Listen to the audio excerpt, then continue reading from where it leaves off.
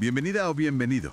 Hoy nos vamos a adentrar en un capítulo, bastante oscuro y muy estudiado de la historia colonial americana, los juicios por brujería de Salem. Vamos a darle una vuelta a los puntos clave de los juicios de brujería de Salem. La idea es intentar entender qué pasó exactamente en Massachusetts entre 1692 y 1693. ¿Por qué? ¿Por qué frendió esa histeria? Y sobre todo, ¿qué lecciones podemos sacar? Que hablamos de cifras importantes, 144 personas juzgadas, 19 ejecutadas en la horca y una persona que murió torturada. Es un caso que todavía hoy, se usa como advertencia. Exacto. Y, a ver, aunque hubo otros juicios por brujería antes, en las colonias, por ejemplo, el de Halsey Young en Connecticut, allá por 1647, lo de Salem fue diferente. Sobre todo por la escala, fue masivo. Y la rapidez con que se extendió. No se quedó solo en Salem Town, saltó a Salem Village, lo que hoy es Danvers, a Ipswich, Andover, afectó a varios condados, Essex, Suffolk, Middlesex. Una auténtica, epidemia de acusaciones. Es que da escalofríos pensar en esa rapidez. Parece que todo arranca, en febrero de 1692, con esas, aflicciones extrañas y las acusaciones de Betty Parris, la hija del reverendo, y su prima Abigail Williams.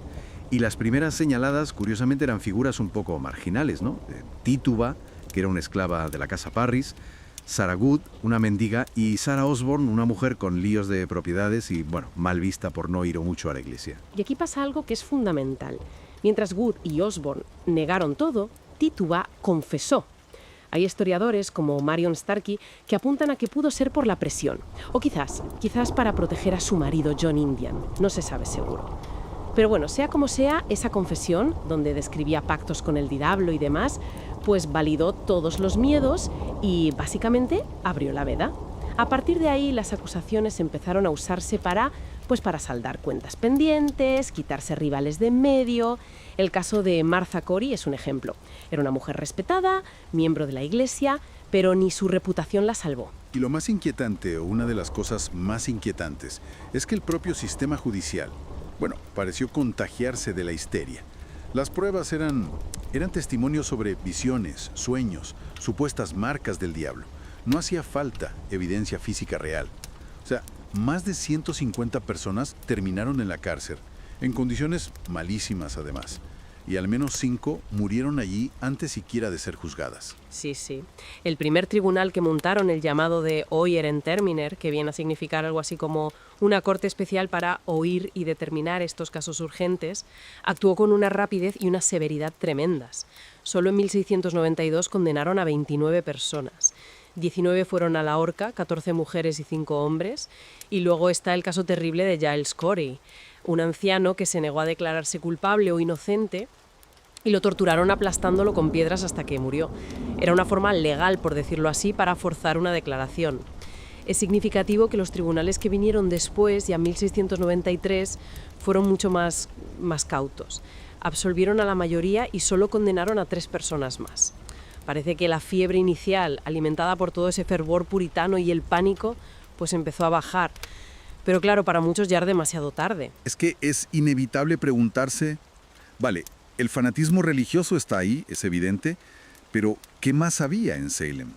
¿Qué hizo que explotara justo allí de esa forma tan virulenta? Porque los historiadores dicen que la religión sola no lo explica todo. Exacto, ¿no?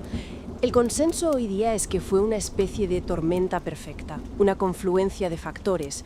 Se habla, por ejemplo, de posibles dinámicas de maltrato o negligencia infantil que podrían explicar el comportamiento de las chicas acusadoras, también de prácticas de adivinación que eran populares y quizás se fueron de las manos. Luego están las tensiones económicas clarísimas, luchas por tierras, la rivalidad entre familias como los Putnam y los Porter es un ejemplo clásico. También se menciona mucho el estrangulamiento social, ¿no? Esa presión brutal sobre las mujeres en una sociedad puritana tan rígida, tan patriarcal, donde cualquier desviación se miraba con lupa. Y claro, está esa teoría biológica que es fascinante, el ergotismo, una intoxicación por comer pan de centeno contaminado con un hongo, el cornezuelo, que puede causar síntomas neurológicos, espasmos, alucinaciones, parecidos a los del LSD. Pudo ser un detonante físico que interactuó con todo lo demás. Es como si todas esas presiones juntas, la exigencia de ser un modelo de conducta religiosa, el miedo constante a la ira de Dios si había una mala cosecha o se moría el ganado, esos roles de género tan apretados hubieran creado una olla a presión que tenía que estallar por algún lado. Y estalló, vaya si estalló, con consecuencias que duraron mucho tiempo. Los juicios de Salem, de hecho, contribuyeron a que la autoridad de los puritanos en Nueva Inglaterra empezara a decaer, impulsaron una mayor separación entre Iglesia y Estado, vamos.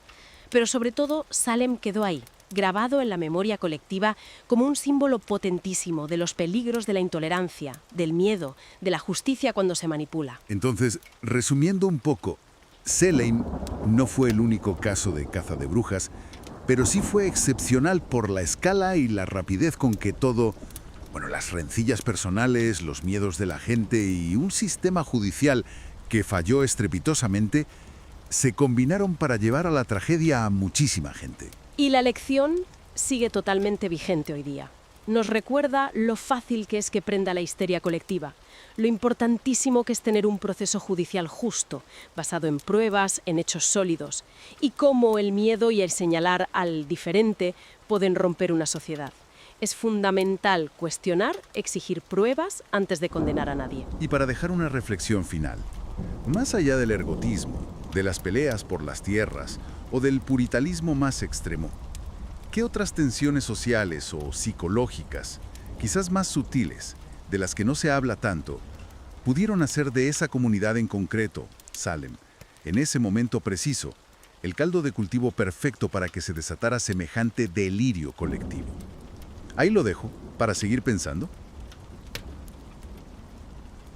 Salem Village, invierno de 1692.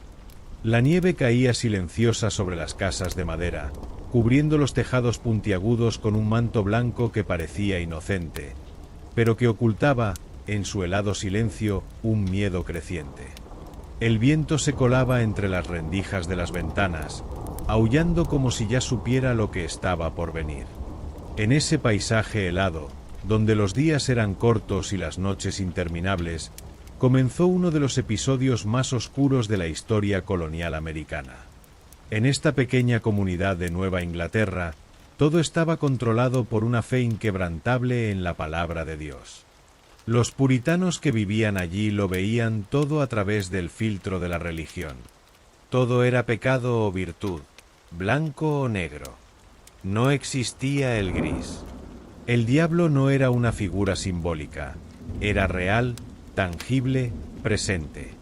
Se creía que caminaba por el bosque, que susurraba a los oídos débiles, que se colaba por las grietas del alma para atrapar a los impuros.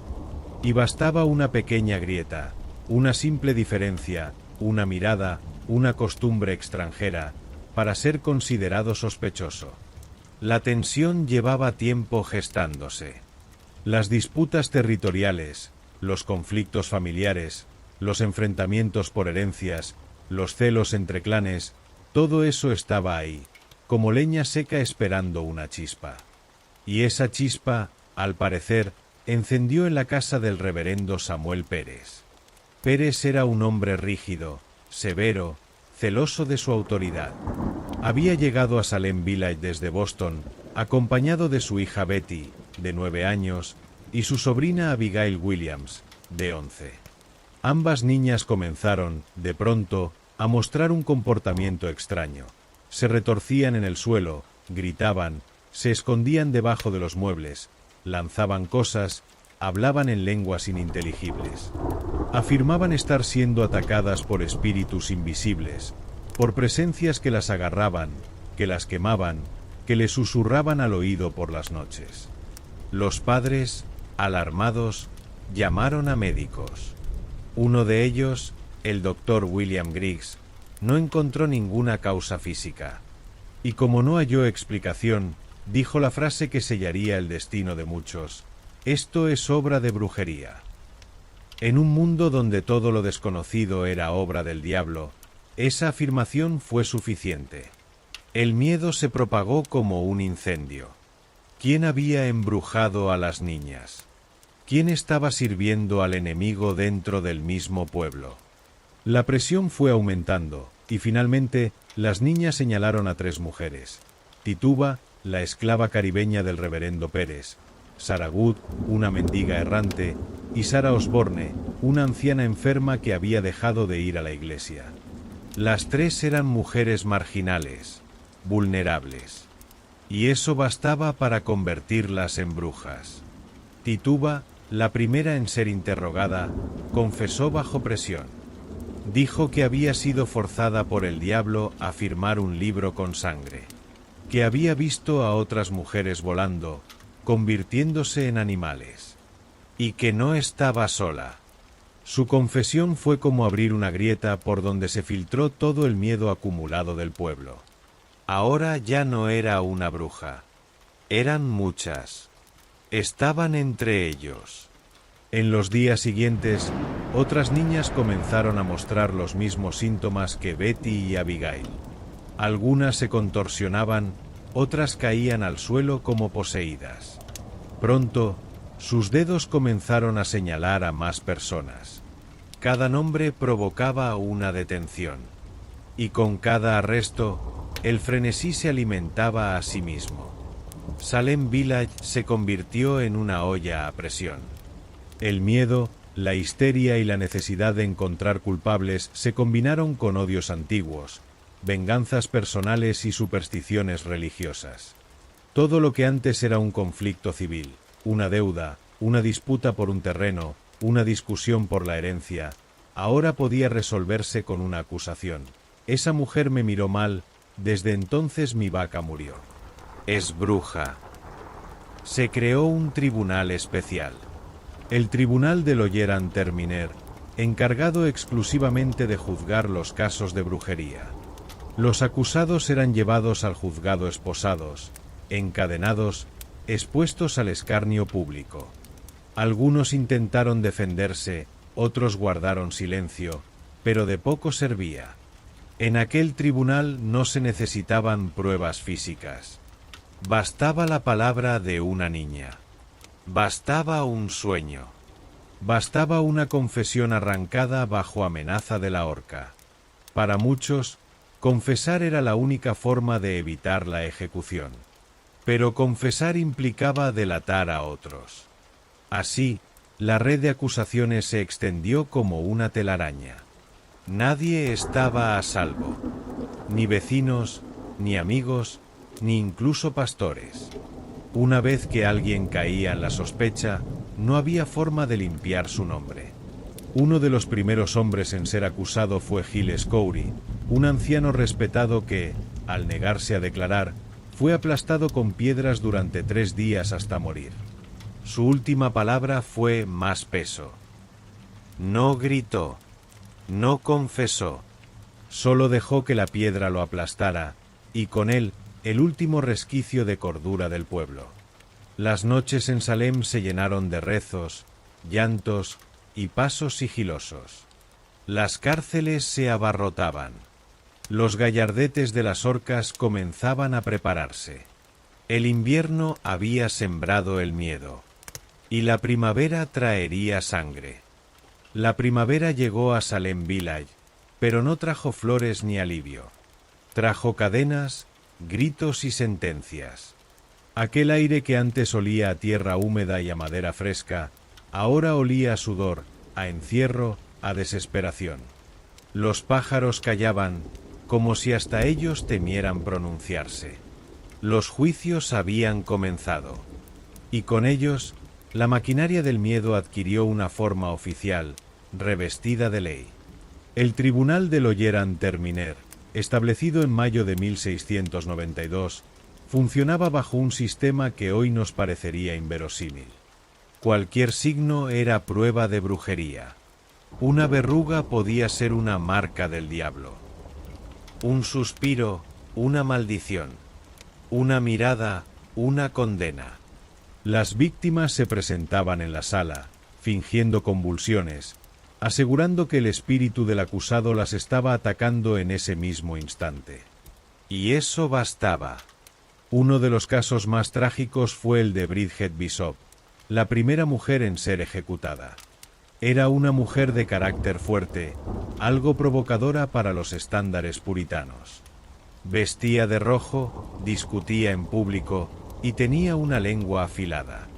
Los rumores decían que su casa estaba encantada, que su sombra se movía sola. Nadie lo había comprobado, pero eso ya no importaba.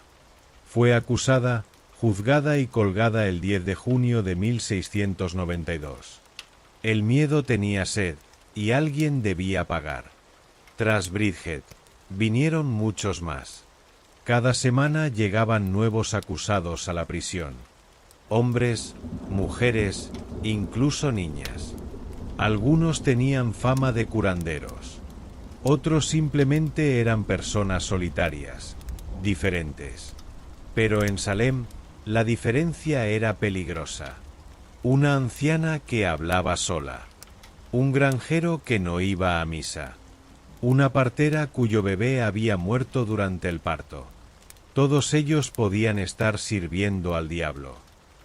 Uno de los testimonios más escalofriantes fue el de Ann Putnam Jr., una de las niñas acusadoras. Afirmó que una mujer, Rebecca Nurse, se le aparecía en sueños para torturarla. Rebecca era una anciana de 70 años, profundamente religiosa, respetada por toda la comunidad. Pero ni su fe ni su reputación la salvaron. Fue arrestada, encadenada y llevada al tribunal. Durante su juicio, muchos vecinos testificaron en su favor. Aseguraron que era inocente, que jamás haría daño a nadie, que era una mujer piadosa, caritativa, incapaz de dañar a una mosca. Y por un momento, el jurado dudó. La declaró inocente. Pero el tribunal, bajo la presión de los gritos de las niñas, revirtió la decisión. Rebecca fue hallada culpable y colgada. Su muerte marcó un punto de no retorno. Si Rebecca Nurse podía ser ejecutada, entonces cualquiera lo podía ser.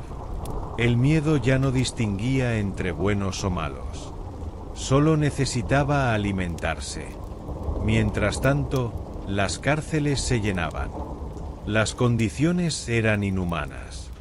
Sin luz, sin ventilación, con ratas correteando entre los pies. Muchas mujeres dieron a luz en prisión. Algunos bebés murieron antes de salir. Otros no llegaron a conocer la libertad. Entre ellos, el hijo de Sarah Good, quien también fue ejecutada poco después, dejando a su hija sola, marcada para siempre como la hija de una bruja. El sistema de juicios era un laberinto sin salida. Si negabas ser bruja, morías en la horca. Si confesabas, salvabas tu vida, pero debías delatar a otros. Así, la red de sospechas crecía como una telaraña. Amigo contra amigo. Hermano contra hermana. Nadie estaba a salvo. Y lo más aterrador era que todos creían estar haciendo lo correcto. Que estaban luchando contra el mal. Que estaban purificando la tierra. Uno de los momentos más terribles fue la ejecución de George Burroughs, antiguo pastor de Salem. Había sido un líder espiritual, admirado por muchos. Pero cuando lo acusaron, nadie lo defendió. Subió al cadalso con firmeza y antes de ser colgado, recitó el Padre Nuestro en voz alta. Se decía que una bruja no podía rezarlo sin trabarse. Y él lo recitó perfectamente, hasta el final. Aún así, fue colgado. La multitud dudó, pero ya era tarde.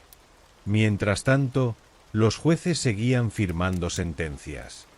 La cifra de condenados aumentaba. Los entierros se hacían en secreto. Los cuerpos eran arrojados a fosas comunes. Nadie podía llorar públicamente a un familiar ejecutado por brujería. Hacerlo era sospechoso. Los niños huérfanos quedaban marcados. Los maridos viudos eran evitados. La sombra del diablo parecía envolverlo todo. Y entre los susurros nocturnos, en las casas cerradas a cal y canto, algunos comenzaban a preguntarse, ¿y si no había brujas? ¿Y si todo esto era un error? Pero decirlo en voz alta era peligroso.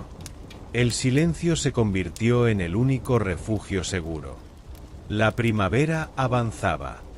El sol brillaba más fuerte. Pero las sombras en Salem eran cada vez más largas. Y el aire olía no solo a tierra mojada, sino a sangre, a miedo y a culpa. El verano llegó a Salem como una maldición silenciosa. Los campos florecían, los árboles se llenaban de hojas, pero en las calles solo se respiraba tensión.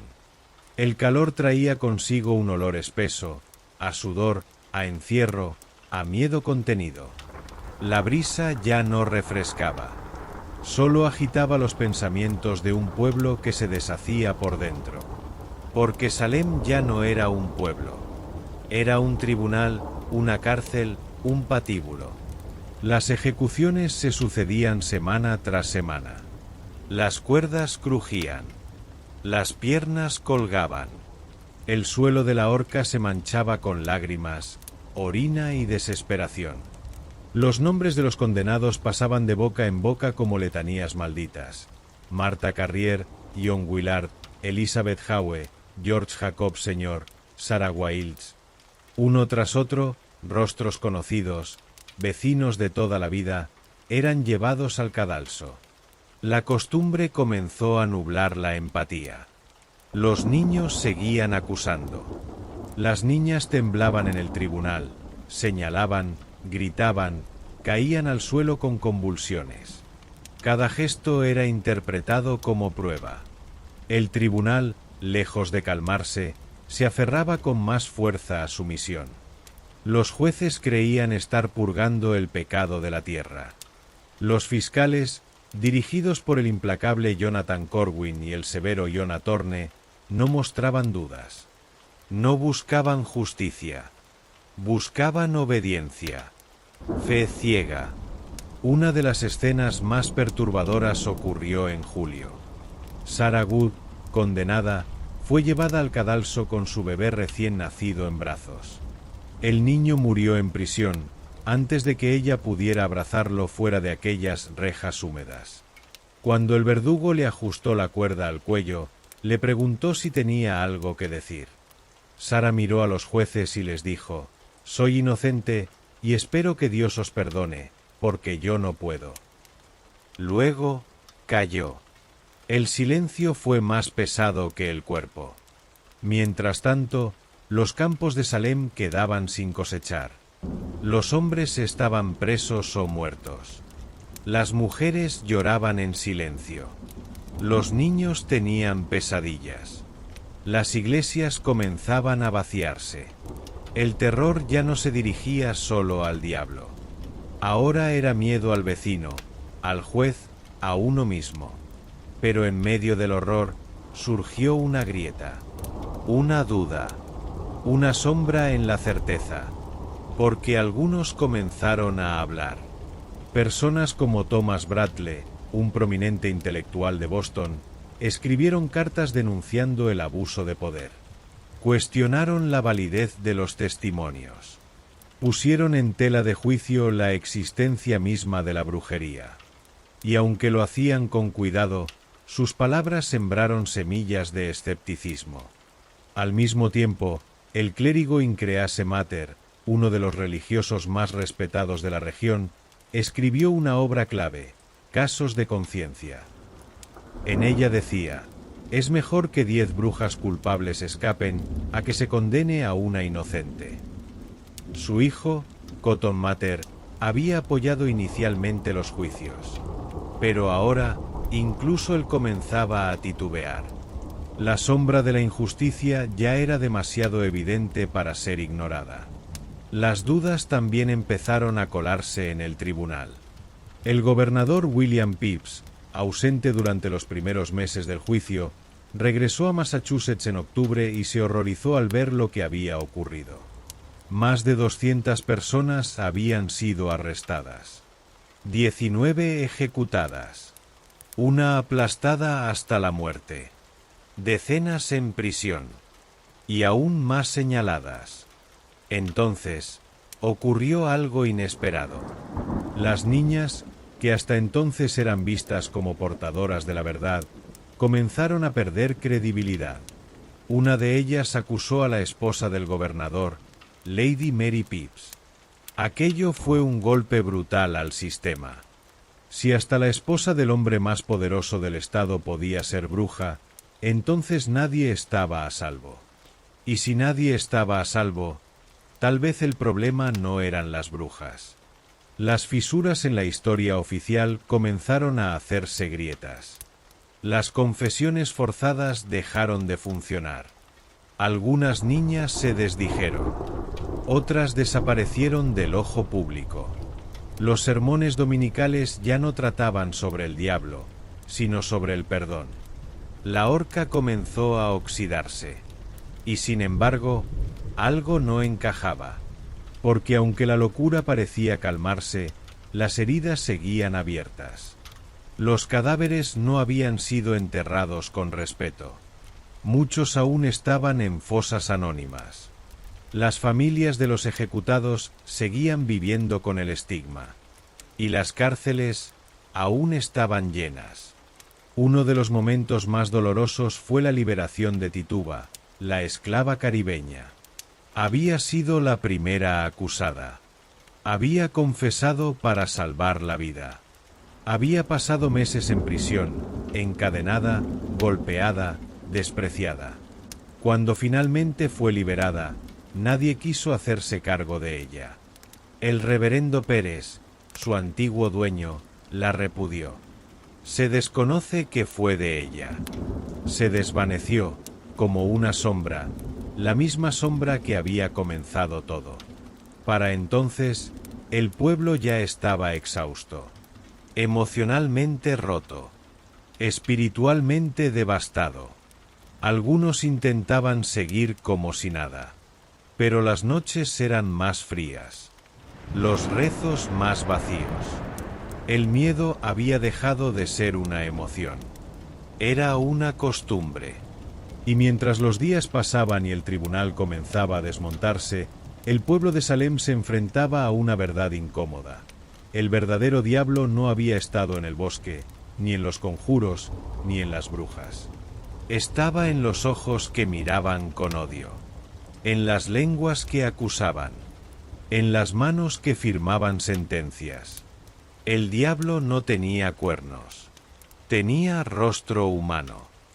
El otoño envolvió a Salem en una calma densa, como si el aire mismo llevara el peso de todo lo ocurrido. El sol seguía saliendo, los árboles doraban sus hojas, pero el pueblo entero parecía caminar en puntillas sobre los recuerdos. Porque tras el frenesí de la caza, lo que quedaba era el silencio y la culpa. Las horcas estaban vacías.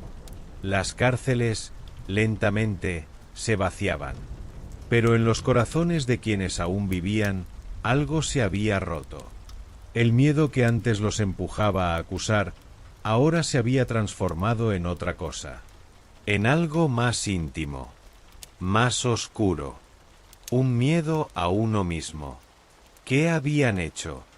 ¿A quién habían enviado a la muerte?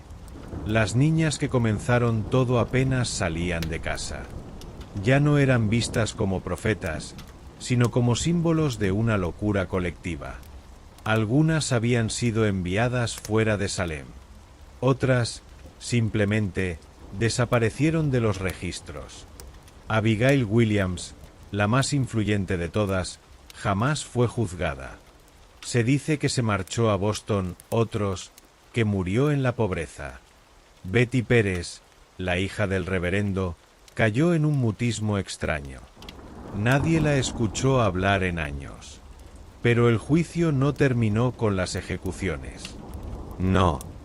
A partir de entonces comenzó un nuevo proceso. Más lento. Más doloroso.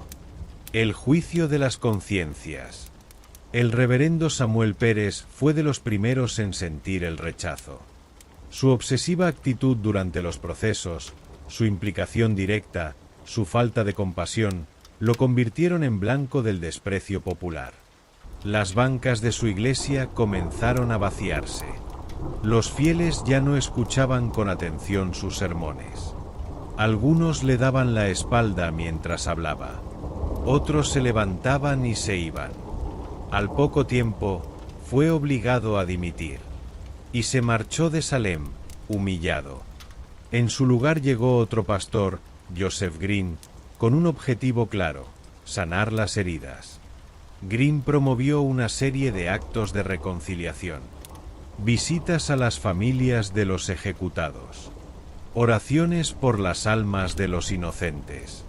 Sermones centrados en la misericordia y no en la condena.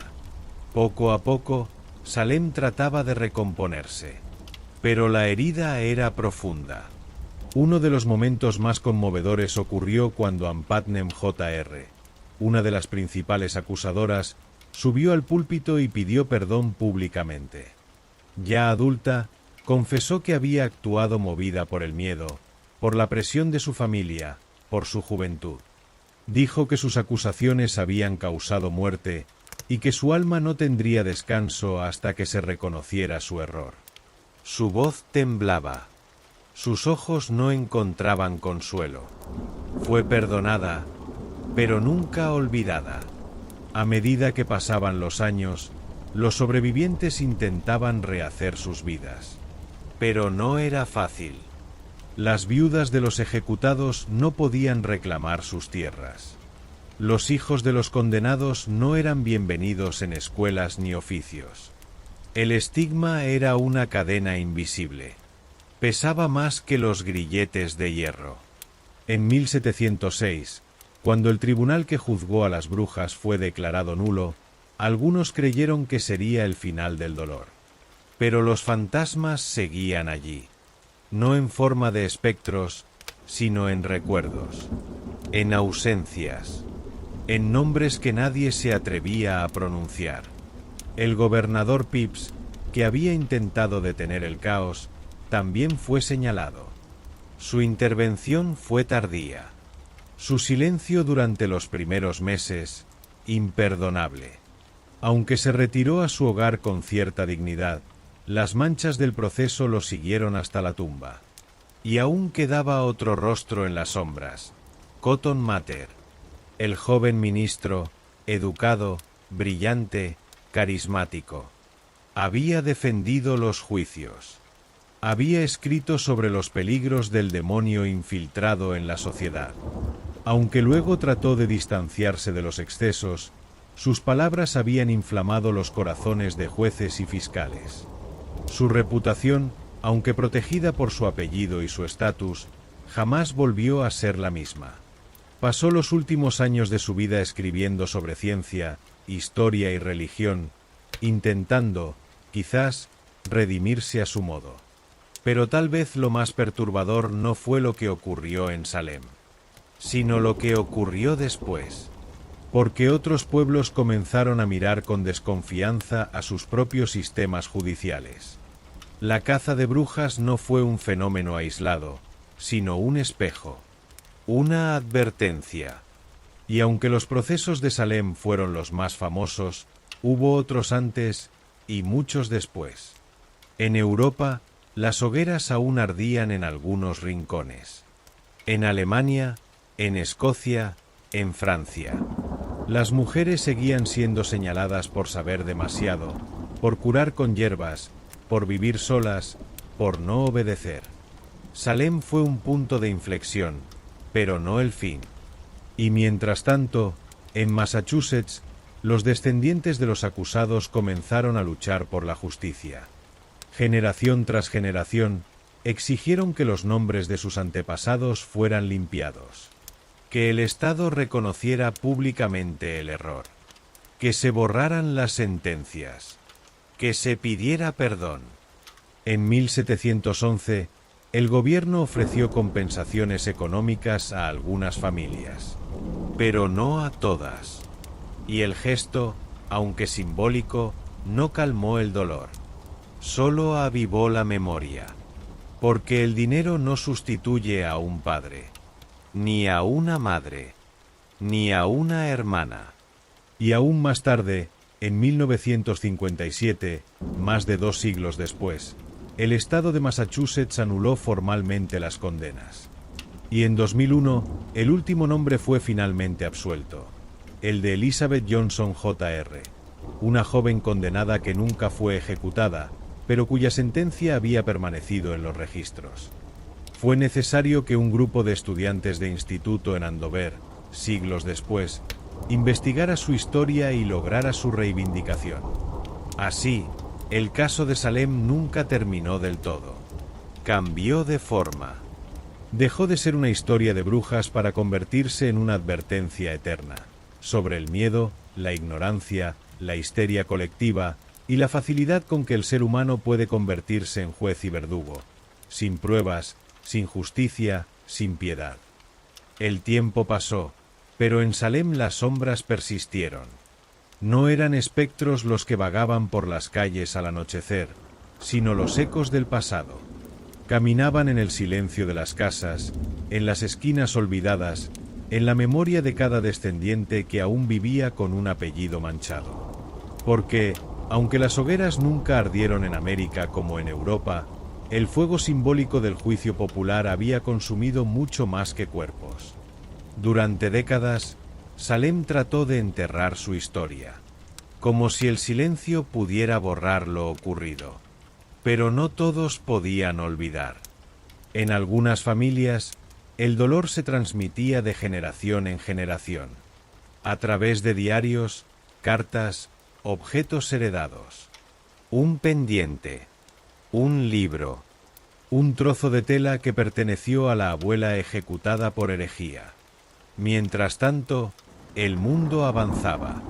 La Ilustración llegó, y con ella una nueva forma de entender el universo. La razón comenzó a imponerse a la superstición. Pero incluso en los corazones más cultos, permanecía el temor a lo inexplicable.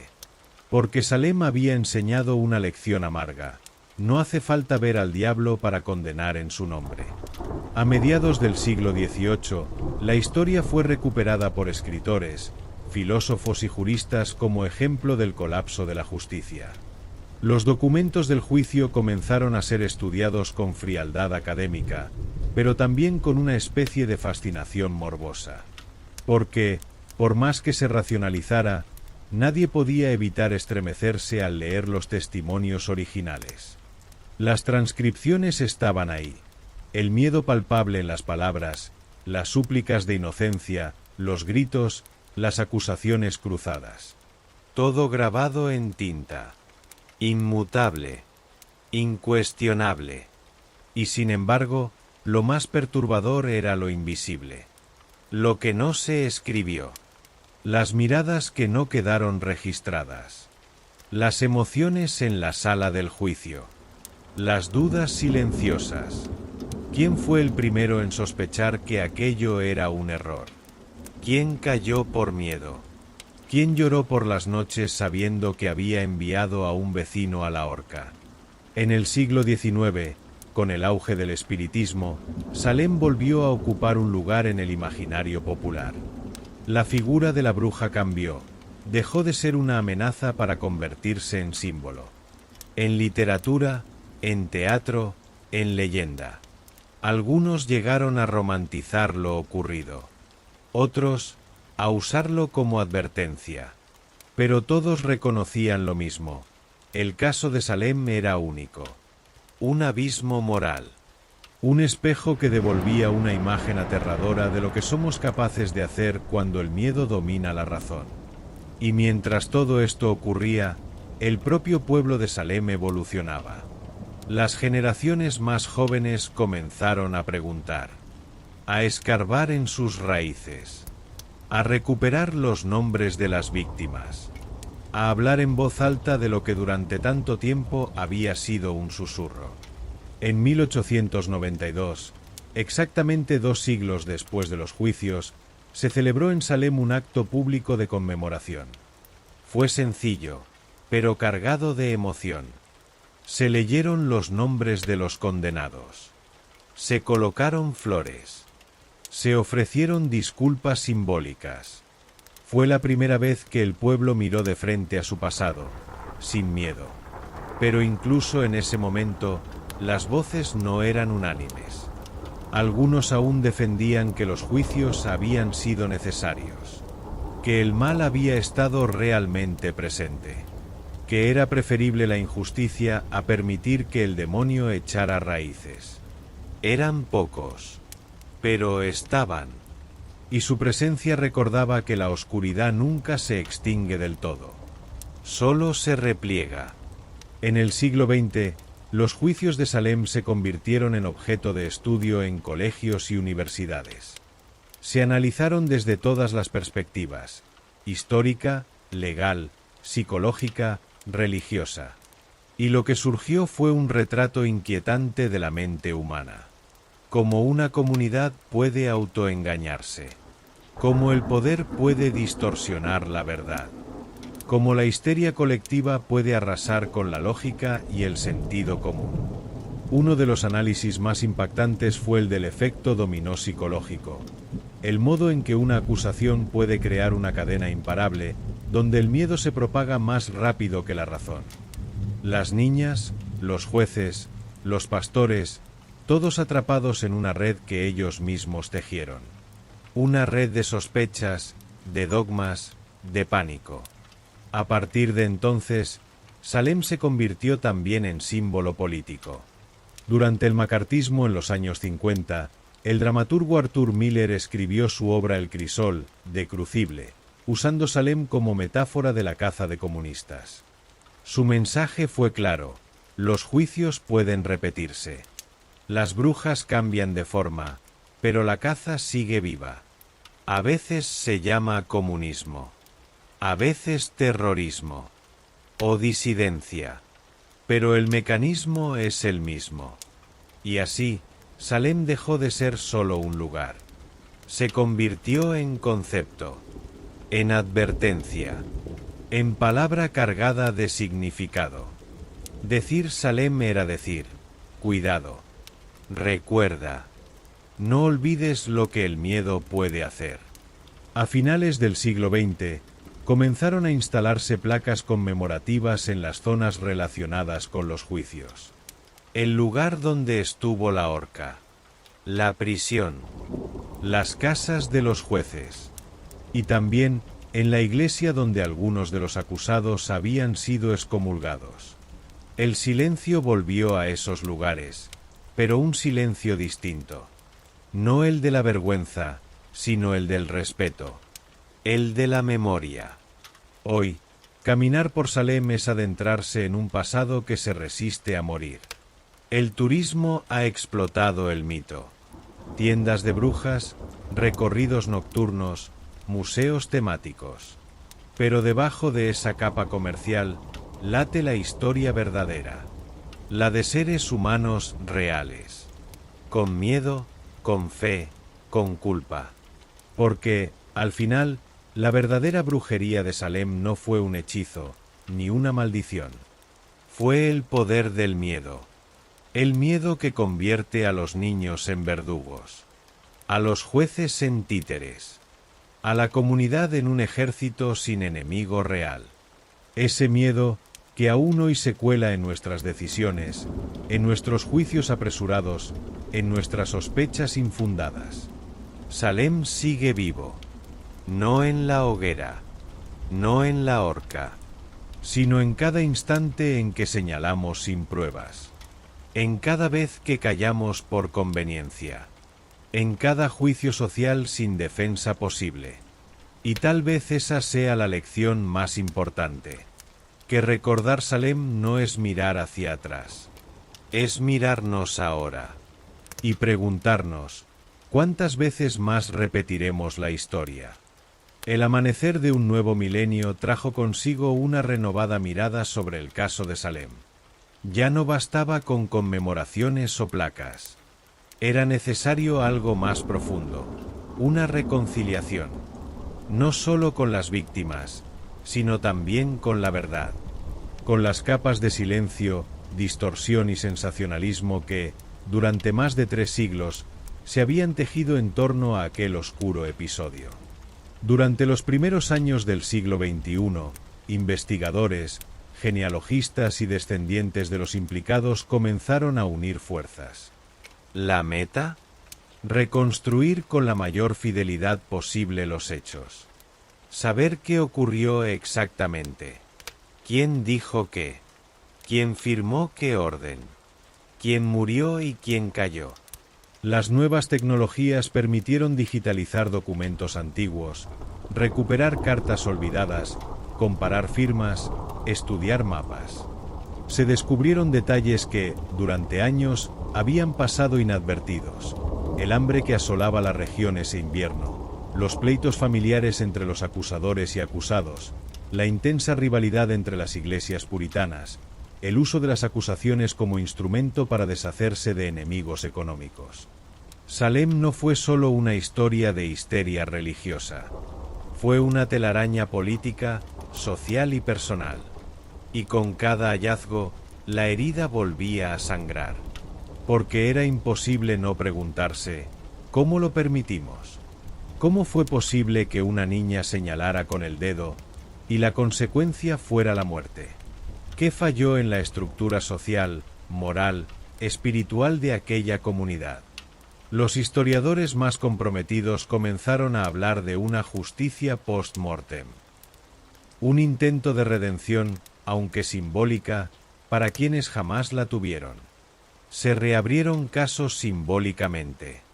Se limpió el nombre de víctimas. Incluso se celebraron actos públicos en los que descendientes de jueces y de ejecutados compartieron escenario para decir, lo sentimos. Una de las escenas más conmovedoras ocurrió en 2001, cuando el estado de Massachusetts aprobó oficialmente la exoneración de las últimas 5 víctimas cuyos nombres aún no habían sido limpiados. Fue el cierre de un ciclo. Tardío, sí, pero necesario. Y ese acto, cargado de emoción, dejó claro algo. El eco de Salem aún influía en la conciencia colectiva. Pero Salem no solo pertenece al pasado. Su legado ha influido en cómo el mundo percibe la justicia, la culpa, el castigo y la redención. Cada vez que surge una acusación sin pruebas, un juicio mediático sin defensa, una condena social sin derecho a réplica, alguien recuerda Salem. Porque el síndrome de la caza de brujas sigue vivo. Mutado, disfrazado, pero intacto. En muchos sentidos, las brujas de Salem se convirtieron en símbolo de todos los perseguidos injustamente a lo largo de la historia. No solo en Estados Unidos, sino en todo el mundo. Mujeres condenadas por pensar diferente. Hombres silenciados por cuestionar el dogma. Comunidades enteras etiquetadas como herejes, traidores o peligrosos por no encajar en lo establecido.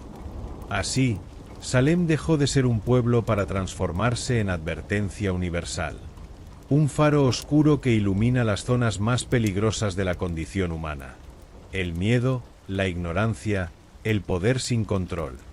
Y, sin embargo, hay algo más. Algo que trasciende la historia, los documentos, los nombres. Quienes han visitado los restos de las antiguas cárceles de Salem, el lugar donde se alzaba la horca o los caminos que recorrieron las víctimas hacia su destino, cuentan que allí se respira algo diferente. Una energía, una tristeza, una presencia. No son fantasmas, en el sentido popular del término. Son memorias, huellas invisibles. Un susurro constante que dice, no olvides. El turismo ha crecido. Cada año, miles de personas visitan Salem, fascinados por su pasado. Algunos buscando morbo, otros, comprensión. Algunos queriendo saber si realmente hubo brujería. Otros, deseando sentir algo inexplicable. Pero todos, de algún modo, confrontados con la verdad. Salem no fue una historia de magia. Fue una historia de humanidad fallida. Y quizá, Eso es lo que más nos incomoda. Saber que no se trató de rituales ocultos ni pactos demoníacos, sino de hombres y mujeres ordinarios atrapados en una red de mentiras, ambiciones, superstición y miedo. Hoy, en escuelas de todo el mundo, los juicios de Salem se enseñan como ejemplo de lo que no debe repetirse, de la necesidad de preservar la presunción de inocencia, de la importancia de una justicia equilibrada, pero también de cómo la sociedad puede volverse contra sí misma si no es capaz de enfrentarse al miedo con verdad y razón. Aún así, algunos creen que hay más, que lo que ocurrió en Salem fue solo la punta de un iceberg más profundo, que, tras las acusaciones, se escondían realidades oscuras que aún no han sido reveladas. Prácticas secretas, pactos inconfesables, desapariciones nunca aclaradas. Esa es la otra historia de Salem, la que sigue generando teorías, la que alimenta libros, películas y conspiraciones. Sea cual sea la verdad final, hay algo que nadie puede negar. Salem cambió el curso de la historia. Nos obligó a mirar hacia adentro, a reconocer que el mal no siempre lleva cuernos ni capa. A veces tiene rostro humano. A veces es una niña que finge. A veces un pastor que manipula. A veces somos nosotros mismos, mirando hacia otro lado. Por eso, cuando camines de noche por las calles de Salem o escuches en la distancia el crujido de las maderas viejas en una casa centenaria, no pienses en brujas. Piensa en víctimas, en verdades silenciadas, en nombres olvidados. Y recuerda, las brujas no murieron en Salem. Lo que murió fue la justicia. Y si no estamos atentos, si no escuchamos las lecciones del pasado, entonces tal vez Salem no haya terminado.